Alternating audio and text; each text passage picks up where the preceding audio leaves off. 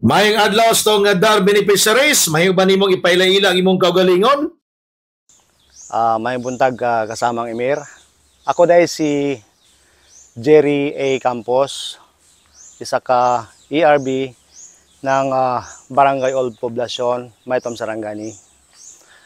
Akong pangidaron karon na ko sa 58 years old. Giyon sa nimo pagsugod sa pagpanguma? Aduna ba'y istorya sa likod nga kini ang imuhang napili nga panginabuhian? Actually kasamang Emir, dili jud ko isa ka mangunguma sa una, pero nangandoy jud kog lupa nga maangkon jud nako nga sariling lupa. So time nga natagaan kog higayon nga napasa ko ining portion of land way back 1994 kung di ko magkamali. So among giplastar, among gitarong ang yuta nga among na ano. Unsa pinakadakong pagsulay nga imong naagian sa wala pa nimo makuha ang imong kaugalingong titulo? So kasamang Emir, dugay gyud mi naghulat nga final nga ma-subdivide among yuta, matagaan mig titulo bawat isa. So siguro it takes time na mga 28 to 29 years bago namo nakuha napasakamay ang among titulo.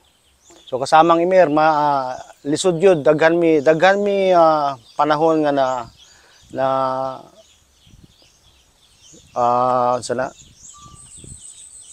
panahon nga naghulat mi sa among title, individual title tungod sa daghan proseso nga ginakuan pud sa atong mga panggamhanan. So hantod sa na-award sa amo last 2 years ago through Emancipation Act ni Pangulong Bongbong Marcos. Sa kadaghan sa imong mga pagsulay, unsa ang nakapadayon kanimo sa pagpanguma og wa kami surrender? Kasamang Emir, wala jud mi ni surrender nga kuan jud ni nagporsige jud mi nga mapaabot sa mua ang among ginapanganoy nga titulo. Sa maski sa kadaghan nga mga problema nga naabot sa among mga kinabuhi, wala gyud mi surrender kuya kasamang Emir. So kami nagbuhat mig mga uban nga projects nga kuan lang gyapon sa among panguma. Nagatanomig mga intercrop like durian ug uban pa nga mga prutas. Giunsa ninyo nahibal-an ang bahin sa split project? So actually kasamang Emir ang split project na topic nato. Nabantayan na mo na during paglingkod sa atong mahal na Pangulo, PBBM. So dakong pasalamat, dakong biyaya nga na paabot sa amoa ang among ginapangandoy nga titulo. Unsa ang unang butang nga misulod sa imong hunahuna sa dihang nahibaloan nimo na usa ka sa mga benepisyaryo sa split project? Tung pag-invite sa amo sa mga DAR personnel diri sa Maytom, hindi ko makalimutan si Mr. Konkon yata pa noon. So in-invite kami para mag-apply og programa nila sa DAR. Na yung mga silingan namo dire nga ano daw nagtuo-tuo mi sa nga pamaagi nga murag biniyuangan lang daw mi sa mga ingana sa mga agency nga ana daw, pero kami wala gyud mi ni surrender. Nituog gyud mi nga kani nga mapasa amo gyud ni nga yuta kay nga ano ang mismo ang taga personal na ang naghimog pamaagi. So ang uban nga wala nagtuo, wala gyud sila naka-avail sa lupa nga gipapod-apod sa atong gobyerno. Sa proseso sa validation og survey, aduna ba'y parte nga nakapakulba o nakapalipay sa imuhang kasing-kasing? Nalipay gyud mi kasamang Emir atong time na nga nag-final survey na gyud ang mga katawha, ang mga personnel sa DAR nga mao na gyud ang among mga final final lot. So nalipay gyud mi ato. So wala namin nag duha-duha nga moabot na gyud ang among titulo. Unsang imong gibati sa dihang nahawilan na nimo sa unang higayon ang titulo sa imuhang yuta? Kasamang Emer. Last 2 years ago nadawat na gyud ang among mga titulo. Didto pod gihatag sa atong municipal gymnasium sa poblasyon. So nalipay gyud ang tanan. 104 members sa PEMCO lipay perting lipay gyud namo. Siyempre amo ana gyud ang yuta, dili na masulti nga nahulam pa namo na sa atong gobyerno kundi amo ana gyud ang yuta kay nakatitulo naman sa among mga pangalan. Ano na ba'y mga hagit nga wa nimo damha sa pagbalin gikan sa collective CLOA ngadto sa imong kaugalingong titulo? Giunsa nimo kini pag-atubang? Actually kitong pagdawat na ako sa akong titulo no, na isa nga kuan murag errand murag ang akong na-misspelled akong pangalan. So na ngayon na pugtabang sa taga-DAR nga maayos ang title nga gihatag nila sa kuha. So karon niabot na gyud ang titulo, isa ka titulo nga namali sa nga pagkuan sa akong pangalan.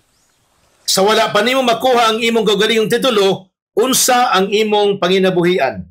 Kasamang Emer, napog ko'y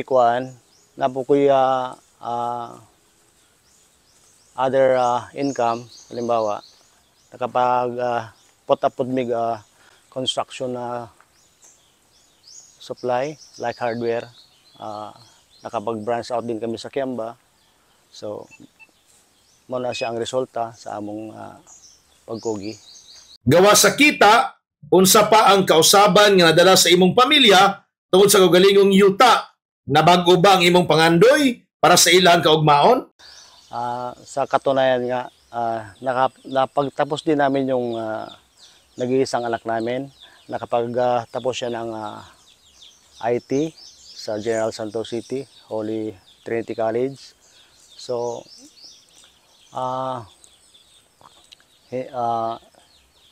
hinihikayat ko din po yung mga ibang kasamahan na sana ipagpatuloy pa rin natin ang ating mga mabuting gawain. Sa karon ang kahimtang sa akong kinabuhi nga nakamit na, murag daghan ay kabag-uan tungod sa kining area nga or yuta nga na-acquire namo sa panggobyerno sa office nga DAR. Amo na siyang gitarong og plastada og nagbuhat pud big mga other income nga makakuan sa among panginabuhi. Og sa katapusan, kung hatagan ka og higay-higayunan nga makahatag og mensahe sa presidente, sekretaryo sa DAR og sa ubang ahensya nga mitabang kanimo, unsa ang imong gustong ipadayag?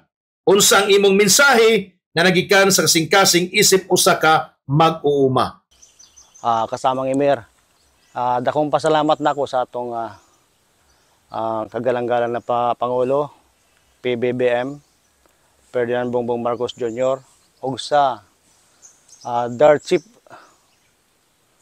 Og wala gid na materialize ning among ginahulat o ginapangandoy nga titulo. Daghang salamat sa inyong tanan. Okay, daghang salamat sa imong pagpahinumdom sa imong kasinatian, ang imong sugilanon usa ka inspirasyon sa ubang mag-uuma og sa atong mga tigpaminaw. Unsang imong katapusang mensahe alang sa tong mga tigpaminaw? Kasamang Emir, ang mapapayo ko lang ang ma-advise ko lang sa mga kasamahan ko na farmer beneficiary na naghihintay sa kanilang mga titulo. Patience lang, maabot lang yapon na sa tuwa. Samtang pareha na ako, nagulat ko almost 29 years bago dumating ang title natin.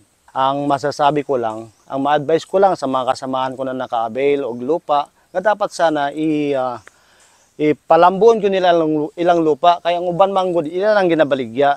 Dili man pud na matago, kay nga naman sa tanan nga mga farmer beneficiary diri sa FEMCO, murag pila na ka percent ang nakabaligya na silang mga lupa nga na-acquire sa gobyerno. So dapat hindi sana ganoon.